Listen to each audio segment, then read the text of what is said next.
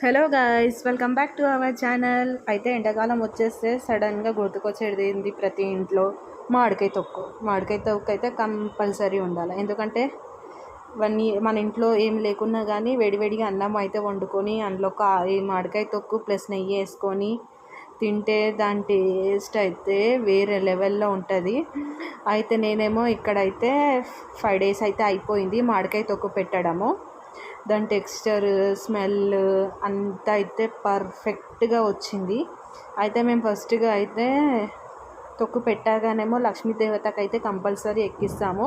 ఇంట్లో ఏంటంటే మనకేం తక్కువ కాకుండా పెట్టుకునేటందుకు ప్రతిసారి ఇలానే చేస్తాం. లక్ష్మీ తల్లికి తొక్కు అంటేనే లక్ష్మి అని అంటారు పెద్దోళ్ళు. అయితే నేనైతే ఇక్కడైతే దేవునికి అయితే ఎక్కించేసి మళ్ళీ సెకండ్ టైం అయితే కలిపి జార్లో అయితే షిఫ్ట్ చేసుకున్నాను.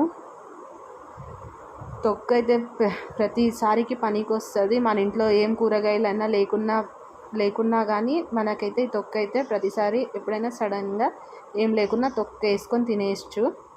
దాని తర్వాతనేమో పెరుగు ప్లస్ తొక్కు దాంతో బూందీ పెట్టుకొని తింటే దాని టేస్ట్ అయితే ఇంకా వేరే లెవెల్లో ఉంటుంది.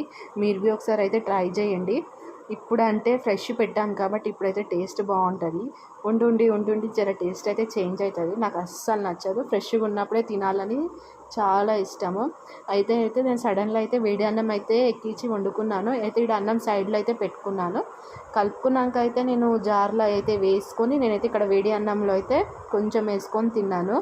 టేస్ట్ అయితే నాకు అయితే చాలా బాగా నచ్చింది.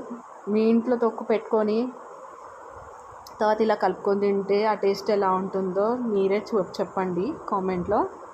అయితే చాలా బాగా అయితే నచ్చేసింది ఇక్కడ.